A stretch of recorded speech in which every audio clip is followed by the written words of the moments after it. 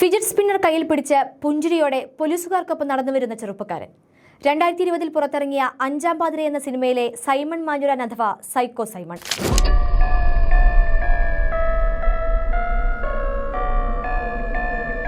തിരക്കഥാകൃത്തിന്റെ സങ്കല്പമായിരുന്നില്ല ഈ കഥാപാത്രം. 2017 കേരളത്തെ ഞെട്ടിച്ച കൂട്ടക്കൊലപാതകത്തിന്റെ തെളിവെടുപ്പിനായി കേതലിനെ എത്തിച്ച ദിവസം മാധ്യമങ്ങൾ പങ്കുവച്ച ദൃശ്യങ്ങളുടെ പകർപ്പായിരുന്നു അത്. അഞ്ചാം പാതിര കണ്ട പലരും ഓർമ്മിച്ചതും നന്ദൻകോട് കൂട്ടക്കൊലക്കേസിലെ പ്രതി കേതലിനെ. തിരുവനന്തപുരത്തെ അറിയപ്പെടുന്ന ഒരു സമ്പന്ന കുടുംബത്തിൽ ജനിച്ചയാളാണ് കേതൽ. സൈക്കോ സൈമൺ എന്ന കഥാപാത്രത്തെ പോലെ വിദേശത്തു നിന്നും പഠിച്ച ചെറുപ്പക്കാരൻ. 2017 ഏപ്രിൽ 8 ക്ലിഫ് ഹൗസിന് സമീപത്തുള്ള റെയിൻസ് കോമ്പൗണ്ടിലെ 117 നമ്പർ വീട്ടിൽ പ്രൊഫസർ രാജ തങ്കം, ഭാര്യ ഡോക്ടർ ജീൻ പത്മ, മകൾ കരോലിൻ, ബന്ധു ലളിത എന്നിവരെ കൊല്ലപ്പെട്ട നിലയിൽ കണ്ടെത്തിയത്. മൃതദേഹങ്ങൾ കത്തിക്കരിഞ്ഞ നിലയിലായിരുന്നു. ഇവരുടെ മൃതദേഹങ്ങൾക്കൊപ്പം കത്തിക്കരിഞ്ഞ നിലയിൽ ഡമ്മി കൂടി കണ്ടെത്തിയതോടെ കൊലപാതകം നടത്തി കേതൽ കടന്നതാകാമെന്ന നിഗമനത്തിൽ പോലീസ് എത്തുകയായിരുന്നു.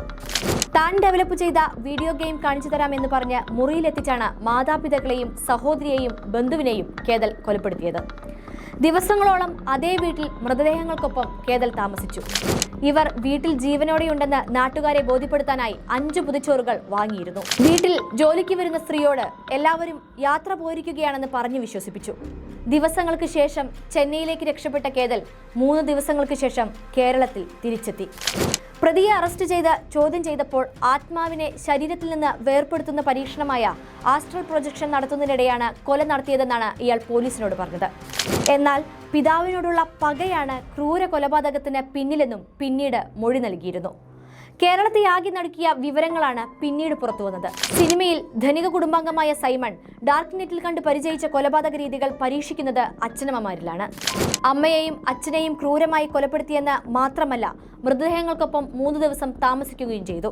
നന്ദൻകോട് കൂട്ടക്കൊലക്കേസിലെ കേതലും കുടുംബാംഗങ്ങളെ കൊന്നതിനു ശേഷം മൃതദേഹങ്ങൾക്കൊപ്പം ദിവസങ്ങൾ കഴിഞ്ഞതായി പോലീസ് അന്വേഷണത്തിൽ കണ്ടെത്തിയിരുന്നു. അന്തർമുഖത്വവും ഡാർക്ക് നെറ്റ് ഉപയോഗവും തുടങ്ങി സൈക്കോ സൈമണും കേതലിനും സമാനതകളേറെയാണ്.